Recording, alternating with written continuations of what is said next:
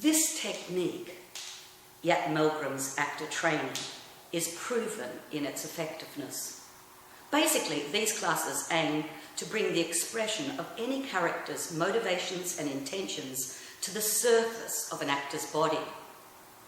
Unless the camera can perceive changes in an actor's body, that might be in changes in gesture, changes in posture, changes in facial muscles, and changes in vocal intonations.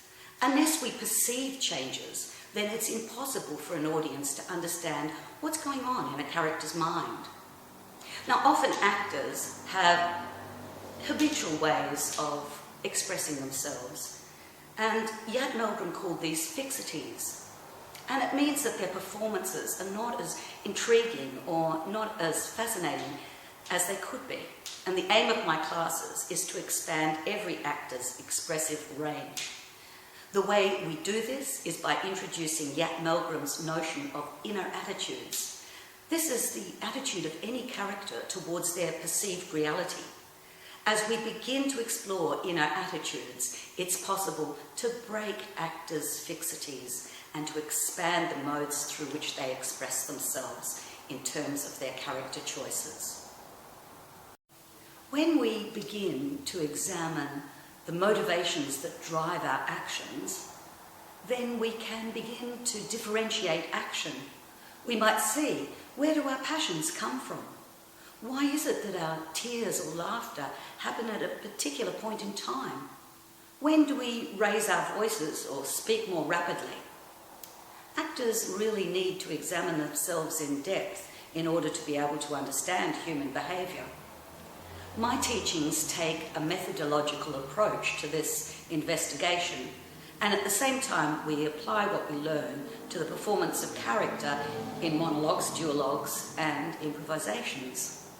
The classes are fun and insightful and will help any actor in their chosen career. Because friendship is too important to stuff around with. So, alright, I can wait for Carol to call and I can cross my fingers and toes that it isn't the same James. But if it is, I have never lied to a friend. A wedding or no wedding, not about to start. Thank you. All right. Thank you very much. That's a big step up from last week. I think, we begin to see what it's about. But it's still so measured, instead of it coming from you, it's still very reasonable instead of it coming from a hot-headed girl who just wants to, blurt this out to her friend right now. Well, why should she stop? Why can't she tell her now, That would be what's in her mind. Why can't I tell her now? Well, it happens to be a wedding day. That's the reason, Look at the names are saying, whoa there, you can't say it now.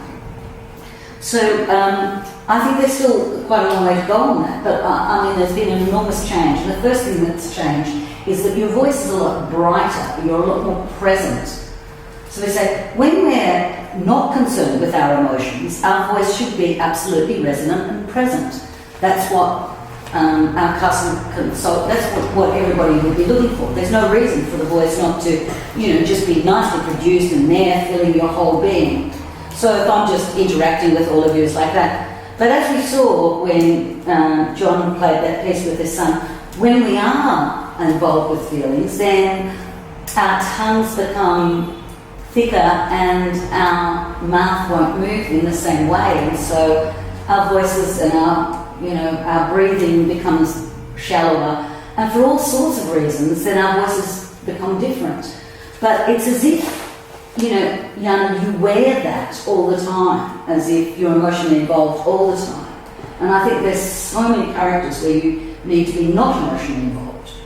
I think it's just a habit at the moment, but it's kind of like a little, the word not quite pronounced or whatever it is. It sort of says, perhaps I'm emotionally involved with camera or whatever. But I think there's lots of time. For instance, for most dads, you're not being asked to be emotionally involved at all.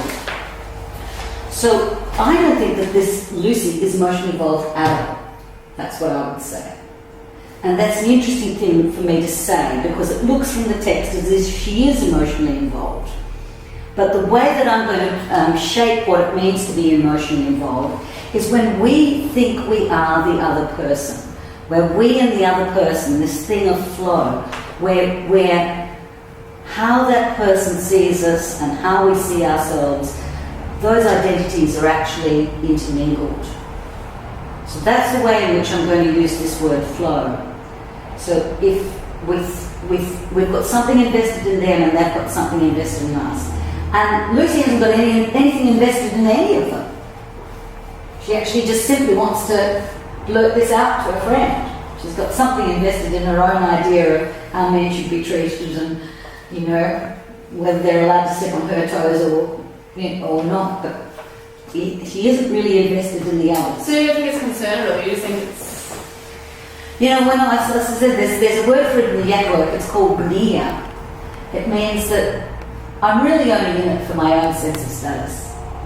And, you know, a lot of people get married on that basis, you know, quite frankly. A lot of people are like, well, that's the guy for me because he's got the right income and he's got the right car and, you know, especially Sydney is, you know, David Williamson's play at Emerald City. That's what he's criticising about. He's saying that Sydney's full of this. Shallowness. There's a certain shallowness that we're just simply, well, I'm doing it for the money, I'm doing it for the status. Yeah, they've got the big car next door, I better buy the big car. And I think that's what this play is all about. And so it's called nearness in the Yat work because it's simply about, it looks convivial, but it's actually just conventional, you know. And there's lots of characters that are like this, and the comedy depends on it being like that nobody's, you know, farces are usually like that. Everybody's running around, you know, falling so-called in love, but it's really in lust, and they're running around and, you know, everybody, that sort of crazy kind of thing. But when we find a character who, actually the interesting thing about that character, it looked as if it was a mere character. You know, as if he was just giving advice. But when we dig below the surface, we find out that it's his wife he's speaking to, and actually he is invested in her to the point where he actually wants to destroy her. It's a marriage on the brink, you know, of collapse. So actually, you know, a marriage on the brink of collapse, two people are deeply involved with each other in a disliking way. And that's full of flow, but it's not positive flow, it's sort of bound. Yeah, he wants to knock her off before she pushes him over the That's right. Who's going to win, you know, who's going to win in this nasty game of competitiveness that it's turned into. So what I'd like you to do, and I think that this is, you know, is to find this brightness that belongs to, you know, there's no investment of real self. You know, Jung talks about the little self and the deeper self. The little self is, you know, who we are on a daily basis, who people see us as in our jobs, you know, whatever. But the deeper self is a real sense of our identity, of interconnecting with, you know, the universe, the planet, whatever, one another. I don't think and that's why I think this is a great challenge, good challenge for you, because I think you are intuitively interconnected with all sorts of things. Now can you stop it and just be something a little bit more shallow? Yeah, okay. So I think it is a challenge, and that's why I brought the other piece, because if you weren't comfortable with that, I was going to say, well, here's a girl who is still, you know, psychologically involved. But I think this is a really good challenge for you, you know, how can you play it, this kind of comedy? Yeah, good work. That was a lovely step forward. Wow. So we're going to investigate nearness next week. I want you to create a scene that's coming from your own life where you are gliding and floating. Gliding and floating, it's called light and sustained. Light and sustained is one of the variations of nearness, which is sensing, primarily sensing. And it's conventional. Maybe you're going to get something out of it, you know.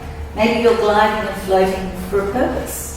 I see so many young women that can twist their fathers around their little fingers and get lots of things from them with lots of charming glides and floats.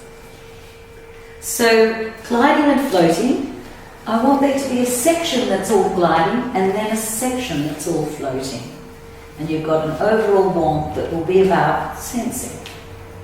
Maybe you walk into a shop with your mother or somebody who's got the purse strings and you seeing something that you want. I'm saying this for some of the younger members of the group. But how do we glide and float in order to get exactly what we want? Maybe with a director, maybe with a casting person, you can glide and float.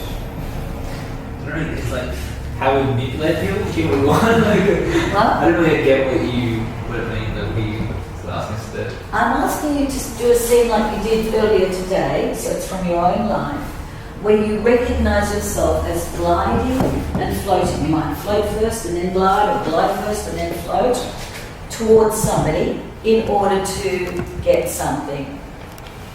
So to make or to get this person to want, I might say, somebody came up to me and said, Janys, I know this is a practical course, but I'm a really excellent student. I usually get HDs. So I'm not certain whether I should be in this course because I really have to get an HD. And that means a high distinction. So, what do I say to somebody who says that to me? I say, I can't guarantee you're going to get a high distinction in my course when, we're only in the first 2 weeks or whatever. But she was so charming, she really thought that she could say to me, I'm only going to do your course if you're going to promise me I'm going to get a high distinction. Sorry. It's perfectly reasonable. She might have said, I'll pay you, she didn't offer me any money. But, maybe criminals might be very, very charming. All this paper bag stuff might be done in quite charming ways. So that would be nearness, but be nearness just trying to convince somebody to buy you a pair of shoes or bring you something.